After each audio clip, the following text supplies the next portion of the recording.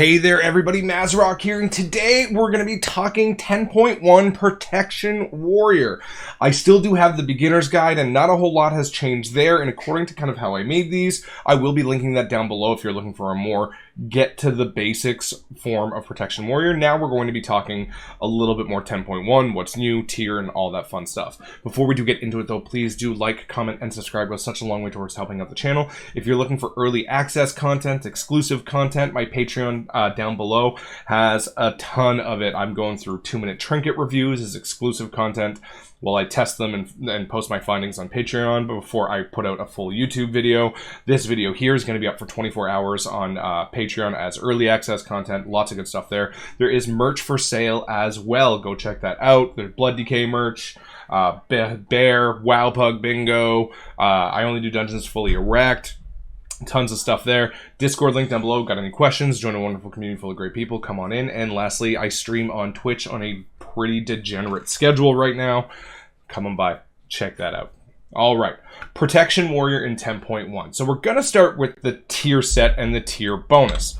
So the tier bonus is Shield Slam centric, right? So the 2-piece Shield Slam will deal 15% increased damage and reduces the cooldown of Last Stand by 2 seconds. So this is a combination of Shield Slam and Last Stand. During the effects of Last Stands, these effects are doubles. So Shield Slam damage is going to be increased by 30%, and the cooldown is going to be increased by 4%. 4 seconds, sorry. The 4-piece is for 20 seconds after Last Stand ends. Shield Slam unleashes a wave of force, dealing physical damage to enemies in front of you and reducing the damage they deal to you by 5% for 5 seconds. This adds an AoE component to Shield Slam, but can be a little bit difficult to time and kind of get around and master, right? Because if we go and here and look at the talents, Last Stand lasts for 15 seconds. So you really want to pull lasting 35 seconds. So in lower keys, if things are dying way too fast, if you are not immediately chain pulling or ready for the next pull, you're going to be losing out on quite a bit of AoE damage in a run.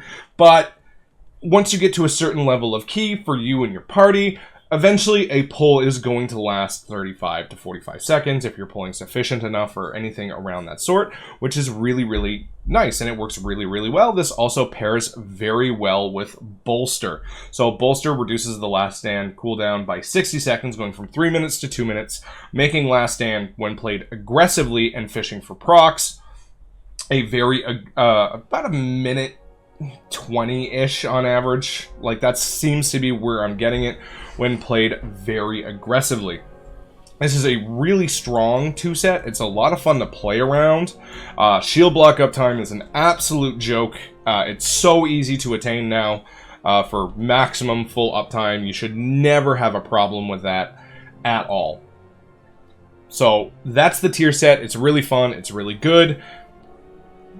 Try and get it as fast as possible because it is definitely an upgrade towards what it was before. Now we're going to swap over to talents. Now this is currently my my build for Incorporeal, and the reason why is because I want to take Intimidating Shout 100% of the time, because in Pugs a lot of people don't notice where they are, and I love having the means to be able to deal with it. You can't deal with every single set, but you do at least have something. Now, for Intimidating Shout to work, you do have to target the ability. So if you target a mob, Intimidating Shout won't work on the Incorporeal, but if you target the Incorporeal, it will then work. So that is something that you are going to need to be able to take care of and work around. And you're going to want to take Menace for this as well. I find that with Intimidating Shout, it's really not too bad. It allows people the time to get really what you need, but you can also pair this with a Stormbolt and a Kick. It does require a little bit more work on Warrior, but it works, but this is absolutely a flex point. The class tree is a lot more flexible for Prot Warrior than I find the spec tree is. The spec tree, this has kind of been my build for the new tier set and the new build. As you can see, I went with Punish. Punish is, so Shield Slam is now an incredible amount of your damage. So we can kind of see a quick breakdown here. Shield Slam was by far the most amount of damage that it did, and then you add Earth and Smash. This was in a freehold where I was pulling pretty aggressively, and things were going pretty good there, and lots of fun. You can still opt for Thunderlord if you want, but one of the things that we're taking now is Battering Ram. So Battering Ram, what this does is when you do use Shield Charge, it increases your auto attack damage and speed by 20% for 20 seconds. And the reason we're taking that, it also increases the critical strike chance and damage of Shield Charge. But the real reason is to fish for Shield Slam procs using Strategist. Right, and, Devastator. Devastator and Strategist combined. Your auto attacks deal additional damage with Devastator, and have a 20% chance to reset the remaining cooldown of Shield Slam. We like Shield Slam. It reduces the cooldown of Last Stand. It gives Shield Slam an AoE component to it. So when you're increasing your auto attack speed by 20%, you're also synergizing that with Devastator, and of course, Devastate, Thunderclap, Revenge, and Execute also still have that 30% chance to reset the cooldown of Shield Slam, so you're trying to fish for Shield Slam procs as much as possible. So this is kind of where I've been on the spec tree. It's been a lot of fun. It really works. There are some things that you can work around. Especially when I'm streaming, I'm not always paying attention to things as much as I, am normally, and I'm playing not on stream, so I stick with Enduring Defensives, but I did do some testing on my own, and if you're playing aggressively and properly, you can still maintain full shield block uptime, really, without Enduring Defensives, and you can take that talent point and put it somewhere else. But this does require a lot more micromanagement, and for you to be playing aggressively, to constantly be burning down that Last Stand cooldown, to be able to have that full upkeep, but it is more than doable. You can always go with Impenetrable Wall, giving Shield Slam more rage generation, or you can go with Defender's Aegis. This is a dungeon-by-dungeon basis for me on these two talents. Sometimes I know there's bosses that come with a lot of quick succession shields, like shield wallable defensives that I need. So I like Defender's Aegis a little bit better in that regard. But in most cases, Impenetrable Wall as well. So it's kind of a toss-up, but a dungeon-by-dungeon basis is really where you need to go. And Shield Slam is going to reduce the cooldown of Shield Wall even more, giving you an incredibly low cooldown on Impenetrable Wall. Like, really low, because now we're fishing for those Shield Slam procs.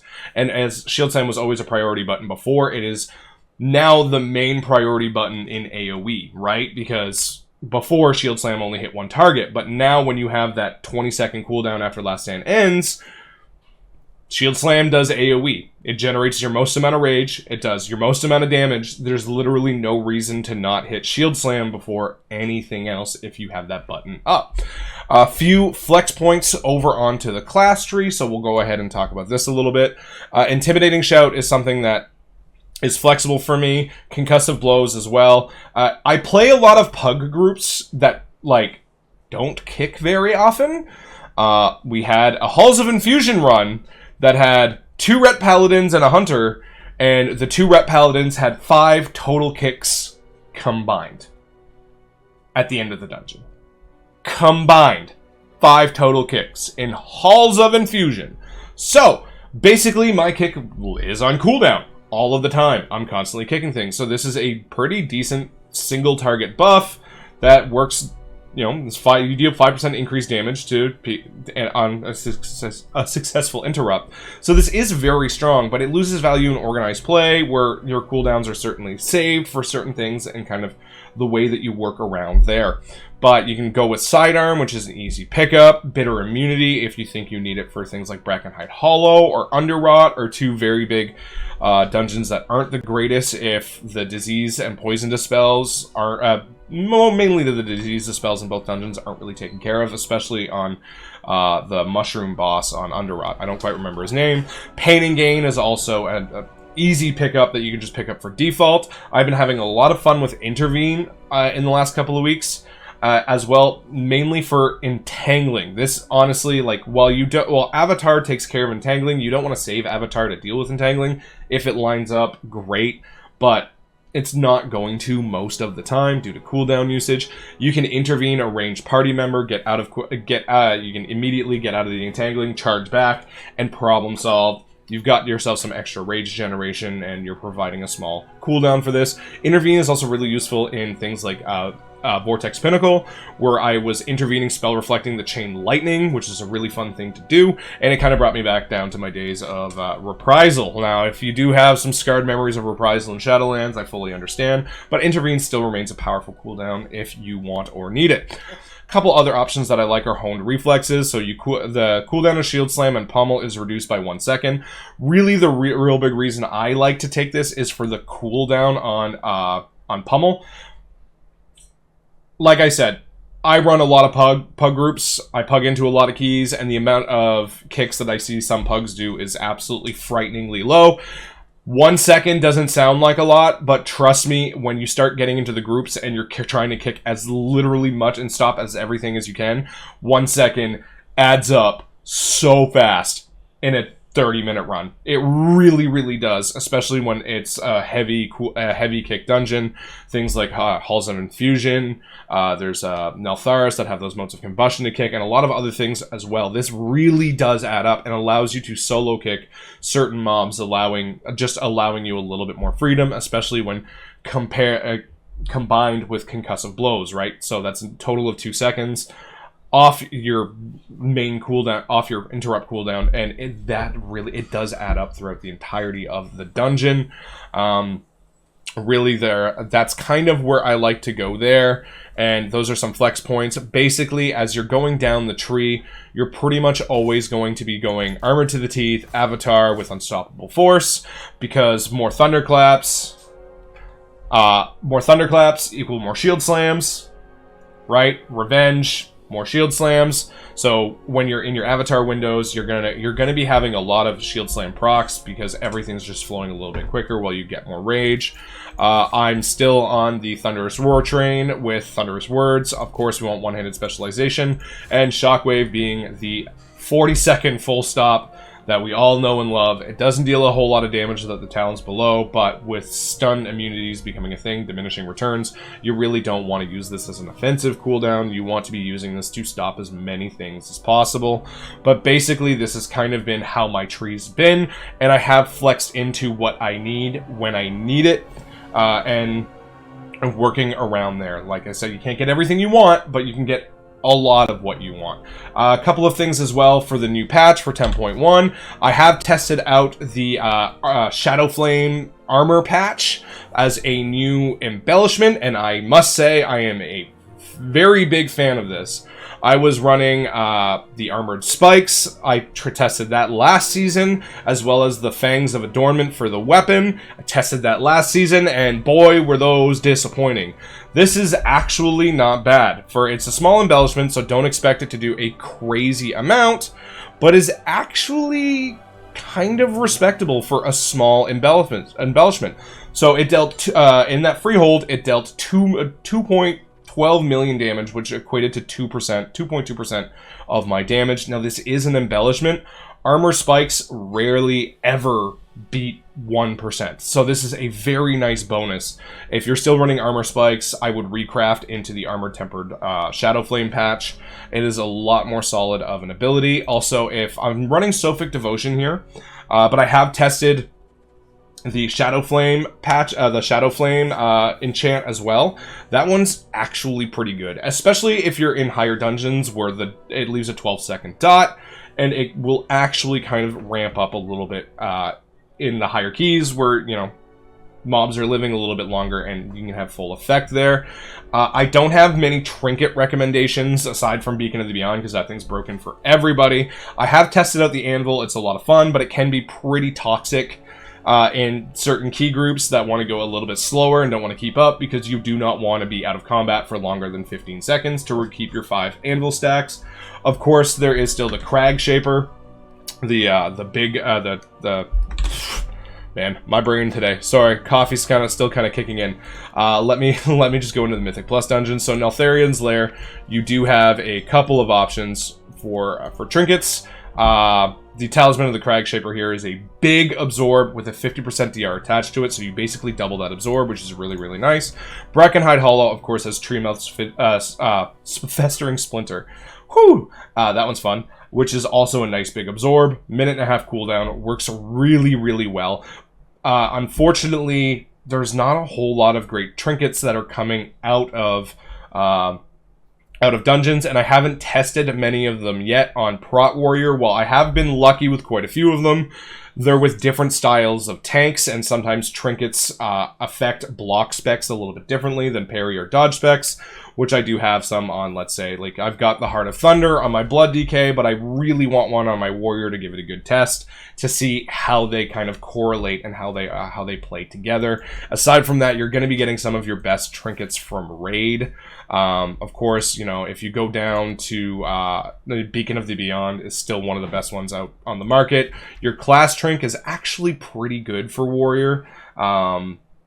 It's critical strike, so you're gonna have to make sure that you're gaining all of your verse and stuff otherwise. But we don't hate crit. It's good. It just doesn't do a whole lot for us defensively, but it still does increase our parry chance. But, you know, Prot Warriors are a block-based spec, so that's what we're trying to do the most. But that big strength proc is really, really nice, but it increases the damage you receive by 5%. But that's also negated by a lot of what Prot Warrior just does, right? So with shield block, you're already negating a lot of damage that this would kind of be very detrimental to. So if you can get your hands on this, it's really not bad. But that is a, you know, kind of buyer's beware. You want to watch out. Like I said, the Elemental Pocket Anvil is really good, really fun. The Screaming Black Dragon Scale is a nice amount of critical strike as well on a proc. The trinkets this season for tanks are kind of all over the place and very blah, are not as appealing as some others have been in the past, but you do have a lot of good options. That is it for me today for Protection Warrior. I hope this was helpful. Have yourself a good one, everyone. Thank you very much for watching. Happy tanking. Bye.